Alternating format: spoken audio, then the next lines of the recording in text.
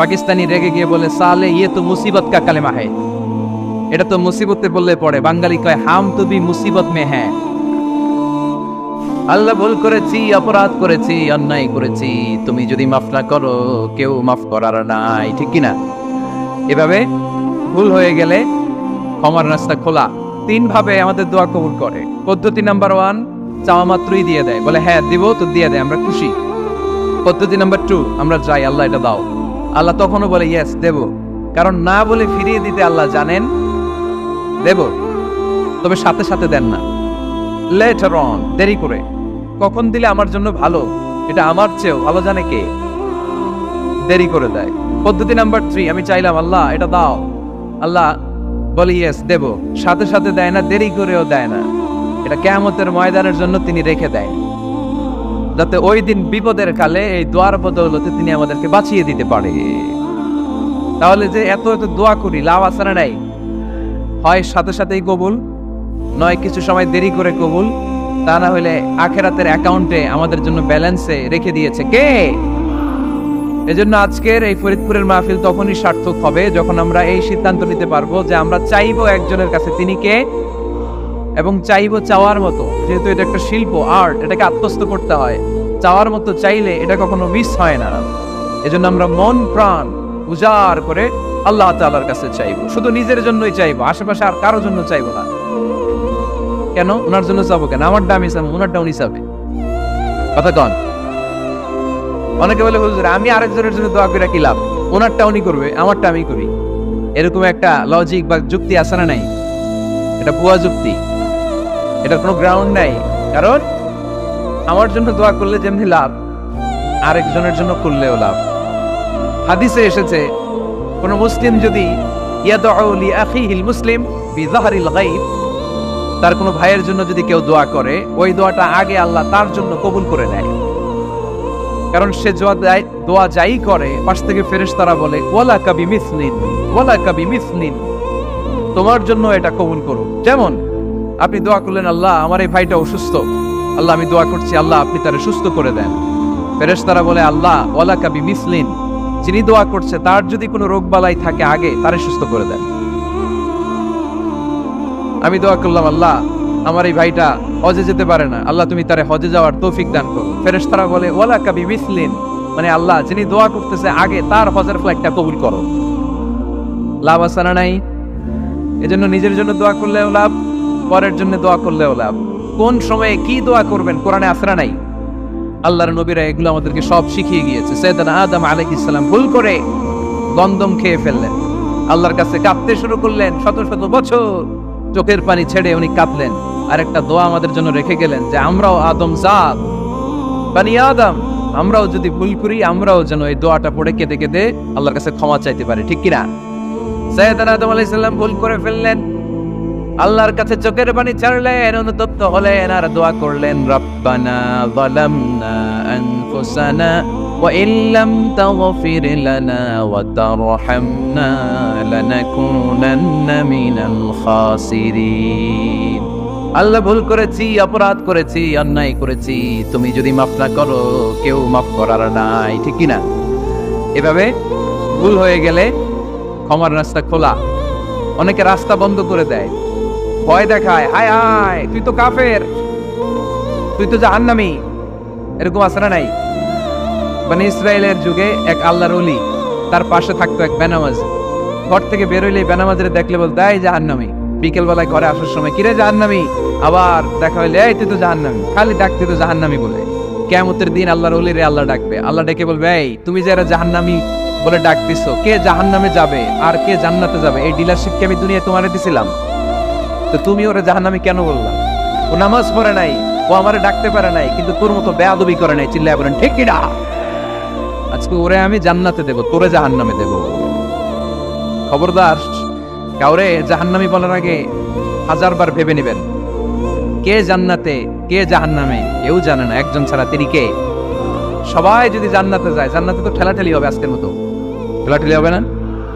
সর্বশেষ জাহান্নামের আগুনে 1000 বছর পুরে যে লোকটা জান্নাতে যাবে, তার জান্নাতের সাইজ হবে এই পৃথিবীর 10 গুণ। জান্নাতের এক একটা যে দরজা হবে, বিশ্বনবী বললেন মা বাইনা মাক্কা ওয়া হাজার, সৌদির মক্কা শহর থেকে বাহরাইনের হাজার শহর যত লম্বা, জান্নাতের এক একটা দরজা ঠিক তত লম্বা। সেই হিসাবে এক ধাক্কায় কয়েক হাজার কোটি জান্নাতি একবারে ঢুকবে। আমরা আমাদের দরজা দিয়ে, ঘরের দরজা দিয়ে একসাথে কয়জন ঢুকি?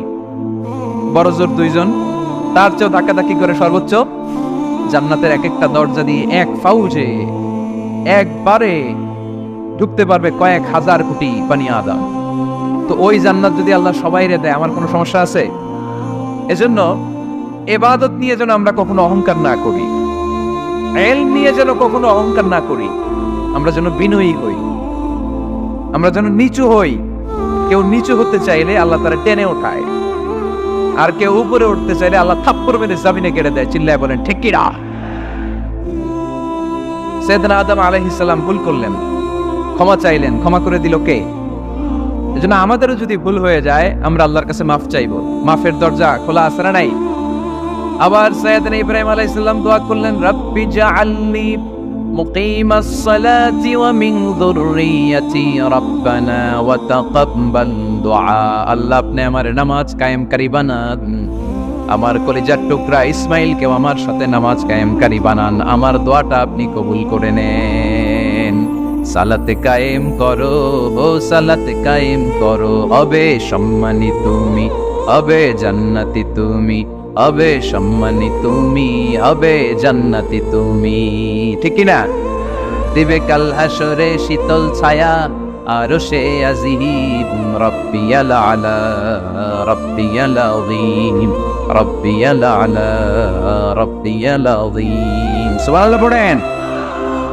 এরপরে কোনো বিপদে যদি পড়ে যাই, কোনো আপদ মুসিবতে যদি পড়ে যাই, কি দোয়া করতে হবে? সাইয়েদনা ইউনূস আলাইহিস সালামের ওই দোয়াটাও আল্লাহর কোরআনে আছে না নাই? লা ইলাহা ইল্লা আনতা সুবহানাকা ইন্নী কুনতু মিনাজ জালিমিন। সবাই পড়েন, লা ইলাহা ইল্লা আনতা সুবহানাকা ইন্নী কুনতু মিনাজ জালিমিন। লা ইলাহা ইল্লা আনতা, আপনি ছাড়া কোনো ইলাহ নাই, সুবহানাক, আপনি পবিত্র, ইন্নী কুনতু মিনাজ জালিমিন, আল্লাহ আমি জুলুম করেছি, ভুল করেছি, অন্যায় করেছি, আপনি ছাড়া বাঁচানোর কেউ নাই। ঠিক কি না? আল্লাহ ছাড়া বাঁচানোর কেউ আছে? তরানোর কেউ আছে? আমি ছাড়া আল্লাহর আরো গোলাম আছে না নাই? আমি ছাড়া, আমি তো আল্লাহর বান্দা, আমি ছাড়া আল্লাহর আরো বান্দা আছে না নাই? তো আল্লাহ ছাড়া আমার দ্বিতীয় কোনো রব আছে? দোয়া এটা বলবেন, আল্লাহ আমি ছাড়া তোমার গোলামের অভাব নাই, আমি ছাড়া তোমার বান্দা বান্দির অভাব নাই, কিন্তু তুমি ছাড়া আমার কেউ না, তুমি ছাড়া আমারে ক্ষমা করার বাঁচানোর কেউ নাই। এজন্য বিপদে পড়লে একটা নাম নিতে হয়, তিনি কে? লা ইলাহা ইল্লা আনতা সুবহানাকা ইন্নী কুনতু মিনাজ জালিমিন। এটা বিপদে পড়ার দোয়া। বিপদে পড়লে এই দোয়া পড়বেন। মুক্ত করবে কে? মাছের পেট থেকে সাইয়েদনা ইউনূস আলাইহিস সালামকে বাঁচালেন কে?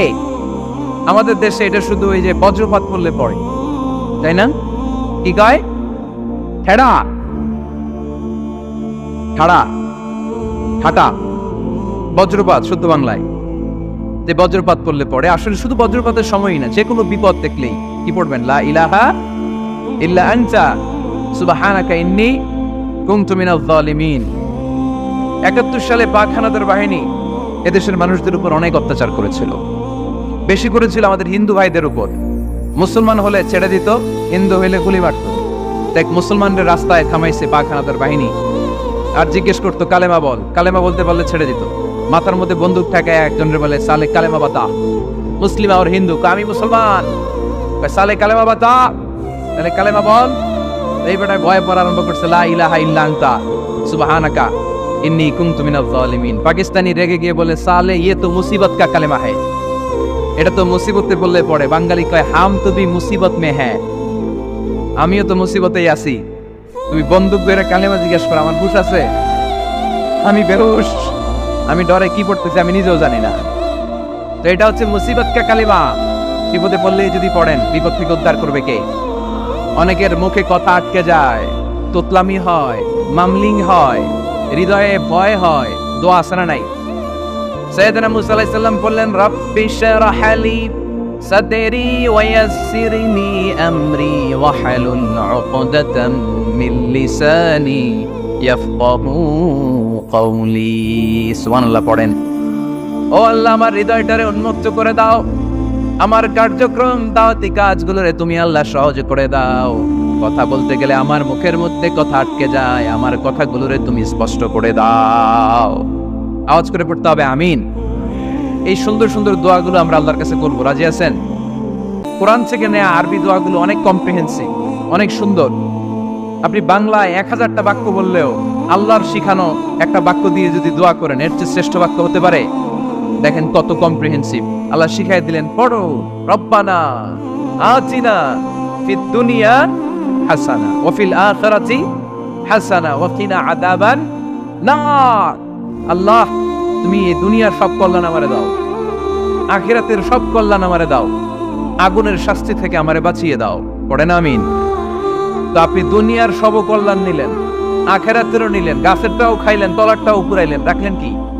সবই তো চাইছেন। এই দোয়াটার মধ্যে দুনিয়ার কোন দোয়া বাকি আছে? কথা বলেন। রব্বানা আতিনা ফিদ দুনিয়া হাসানা, আল্লাহ দুনিয়ার সব কল্যাণ লাগবে। ওয়া ফিল আখিরাতি হাসানা, আল্লাহ আখিরাতের সব কল্যাণ লাগবে, আগুনের শাস্তি থেকে বাঁচানো লাগবে। তো আপনি বাকি রাখছেন কিছু? এই একটা বাক্যের মতো বাক্য গোটা বিশ্বটারে বিক্রি করলে হবে। এজন্য কোরআনের দোয়াগুলো আমরা বেশি বেশি পড়বো, ইনশাআল্লাহ। পড়েন। দোয়া করার কিছু আদব আছে। ওযু অবস্থায় দোয়া করবেন, কিবলামুখী হয়ে পারলে দোয়া করবেন, দোয়ার আগে ইস্তিগফার করবেন, তাইলে দোয়া কবুল হওয়ার পসিবিলিটি হাই, সম্ভাবনা কম না বেশি? সুযোগ হলে দোয়ার সময় হাত তুলে দোয়া করবেন। হাত তুলে দোয়া করা সুন্নাহ, ঠিক কিনা? সব জায়গায় না। টয়লেটে যাইতেছেন, আল্লাহুম্মা ইন্নী আউযু বিকা মিনাল খুবুসি ওয়াল খাবাইস বিরহমাতিকা ইয়া আরহামার রাহিমিন। হাত তোলা যাবে? বুঝে শুই না। আল্লাহর হাবিব যেখানে হাত তুলছিলেন, কিছু কিছু জায়গায় আল্লাহর হাবিব হাত তুলেছেন, কিছু কিছু জায়গায় তুলেন নাই। তো তুলেন, যেখানে সুযোগ হয় তুলেন। আল্লাহর হাবিব সাল্লাল্লাহু আলাইহি সাল্লাম যখন হাত তুলতেন, হাতের তালুগুলো আকাশের দিকে করে রাখতেন এইভাবে। এজন্য আল্লাহর হাবিব বলতেন, ইযা সাআলতুমুল্লাহ ফাসআলুহু বিবুতুনি আকুফিকুম। যখন আল্লাহর কাছে চাইবে, হাতের তালু দুইটা এরকম উঁচু করে আল্লাহর কাছে চাও। সুবহানাল্লাহ পড়েন। আমরা তো শুধু এতটুকু তুলি। আরাফার ময়দানে বিশ্বনবী চাইতে চাইতে চাইতে চাইতে চাইতে চাইতে এভাবে তুলে ফেলেছেন। বৃষ্টির জন্য দোয়া করার সময় চাইতে চাইতে চাইতে চাইতে এরকম তুলে ফেলেছেন। সাহাবারা বললেন, হাত্তা ইয়ারা বায়াদু ইবতাইহি, এমনকি বিশ্বনবীর বগলের শুভ্রতা আমরা সাহাবারা দেখতে পেলাম। আমাদের বগল কি শুভ্র? কুসকুসে কালো, ঠিক কিনা? কিন্তু বিশ্বনবীর বগল ছিল শুভ্র থপথপে। সাহাবারা বললেন, হাত্তা ইয়ারা বায়াদু ইবতাইহি, আমরা প্রিয় নবী সাল্লাল্লাহু আলাইহি ওয়াসাল্লামের বগলের শুভ্রতা দুই চোখে দেখতে পেলাম। চিল্লায় পড়েন আল্লাহু আকবার।